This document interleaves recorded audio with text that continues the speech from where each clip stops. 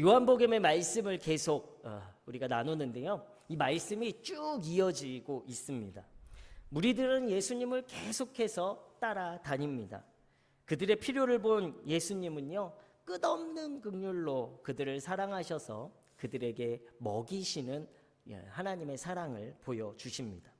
오병이어와 무리를 걸으신 사건을 통해서 우리 지난주에 예수님만으로 만족하는 삶, 그리고 그 만족함으로 우리가 세상의 표적이 되어야 된다라고 말씀을 나눴습니다.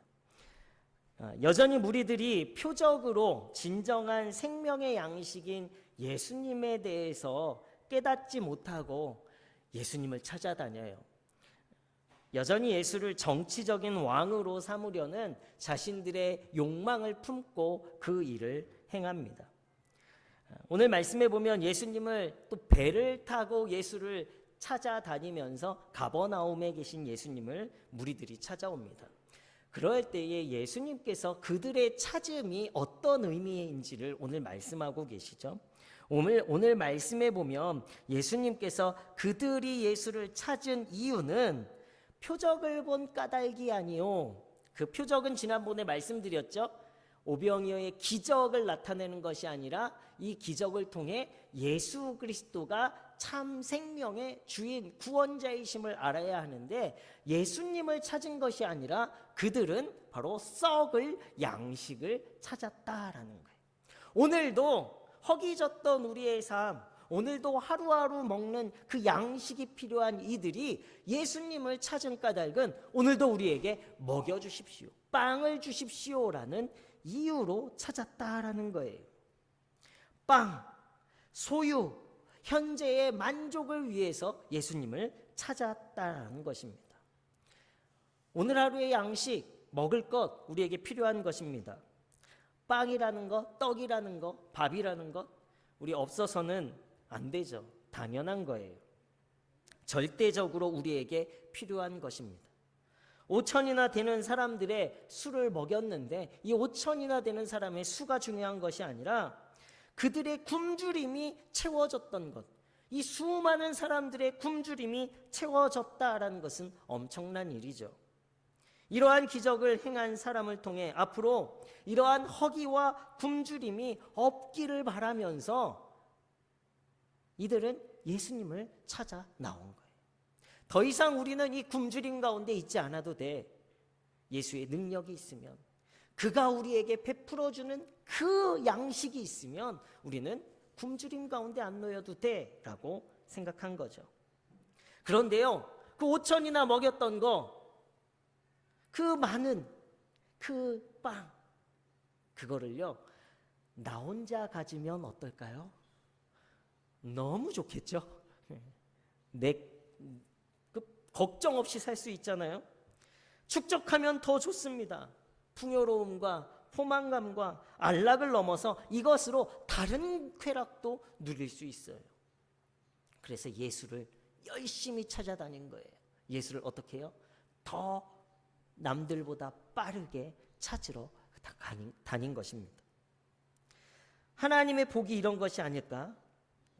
채우고 넉넉하고 걱정 없이 사는 삶이 하나님의 복이 아닐까 우리는 생각할 수도 있겠습니다. 오늘 여러분들에게 기본적인 신앙의 질문을 드리고 싶어요. 이것은요 제가 여러 번 드렸지만 오늘 또 우리 스스로 질문해 봐야 돼요. 예수님을 왜 믿으십니까? 부모님이 믿어서 저도 어쩔 수 없이, 그죠? 우리 아이들, 아빠가 목사님이었으니까 교회 다녔지. 왜 여러분은 예수님을 찾으셨습니까? 오늘도 왜 예수님을 찾아 이 예배에, 이 성전에 나왔습니까?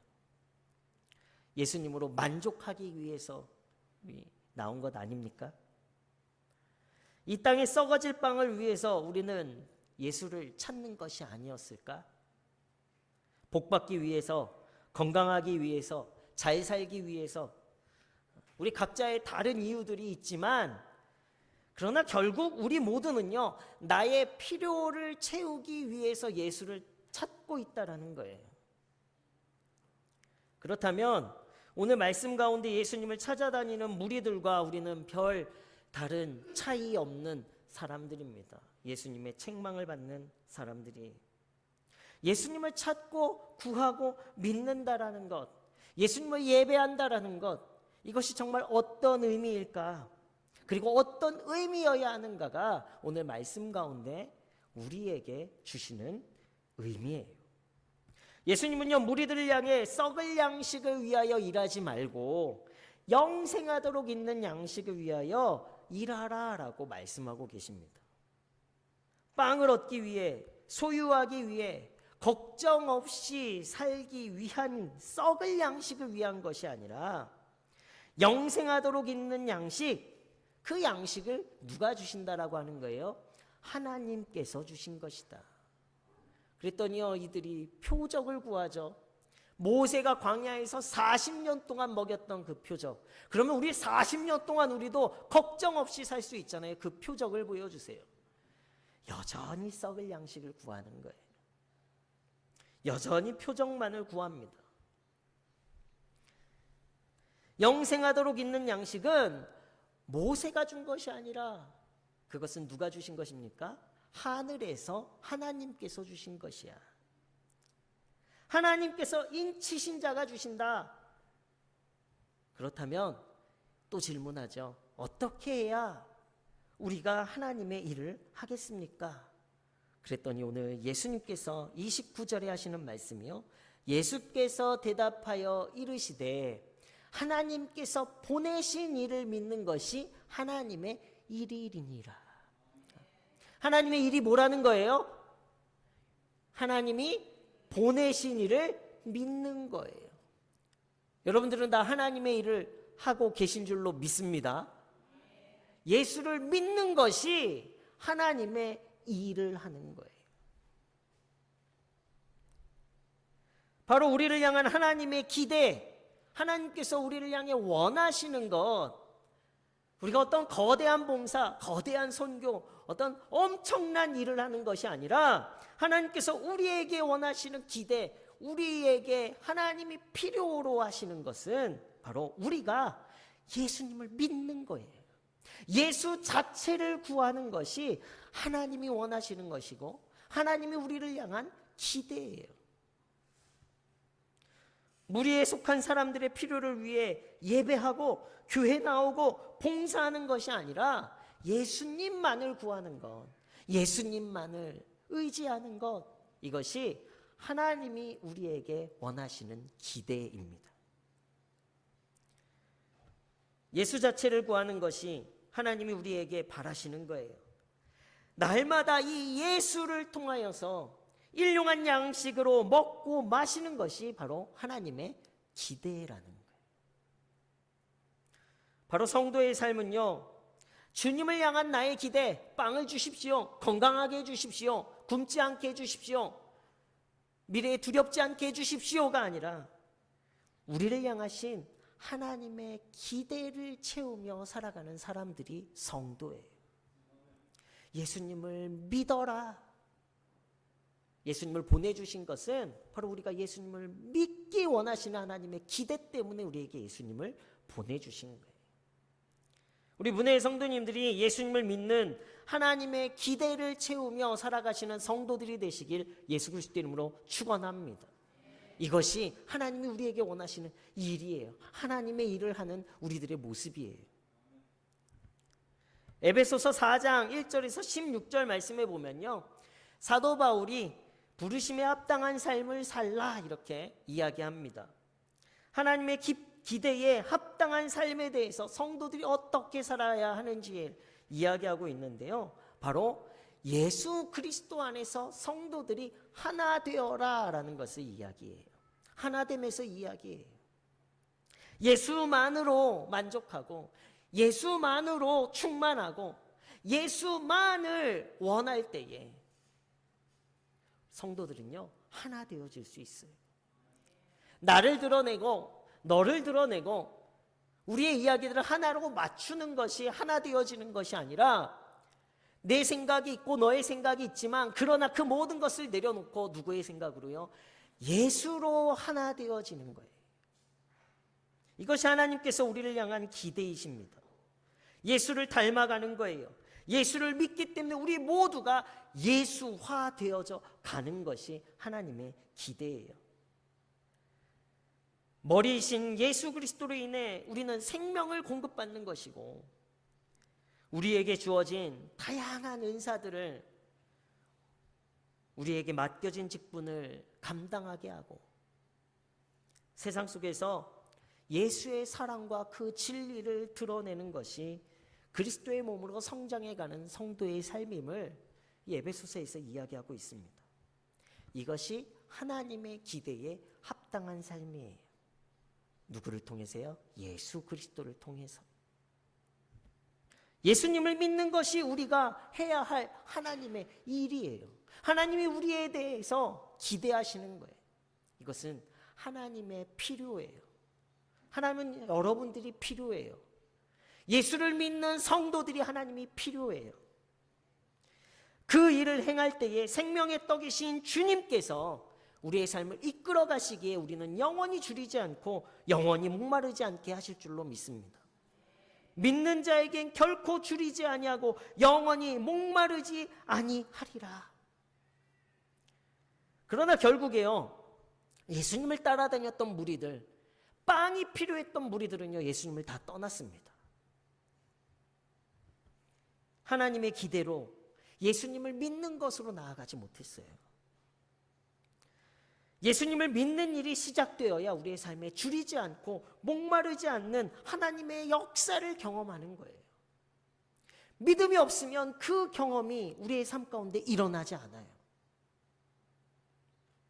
이것을 요한복음 4장에서 이미 예수님은 사마리아 여인을 통해서 말씀하셨습니다. 사마리아 여인과 대화를 통하면 보면 동일한 말씀을 예수님이 하세요. 13절 말씀에 보면요, 예수께서 대답하여 이르시되 이 물을 마시는 자마다 다시 목마르려니와 내가 주는 물을 마시는 자는 영원히 목마르지 아니하리니 영생하도록 솟아나는 샘물이 되리라. 이 물을 먹는 자마다 다시 목마르려니와, 이것은 무엇을 이야기합니까? 오늘 말씀에 썩을 양식을 이야기해요. 영생하도록 솟아나는 샘물은 무엇을 이야기합니까? 영원한 생명의 떡을 이야기해요. 줄이지 않는 떡입니다. 여인도 동일한 상황 속에서 메시아를 기다렸어요. 이 사람들도요, 예수 그리스도 메시아를 기다렸던 사람들이에요. 그러나 예수님이 하늘에서 오신 그분이라는 말씀에 사마리아 여인은 예수님을 믿었습니다. 믿었더니 어떤 변화가 일어납니까? 하나님의 기대에 부응하는 일이 일어나요. 줄이지 않고 영원히 목마르지 않는 삶의 문제가 해결되어진 변화를 나타내요.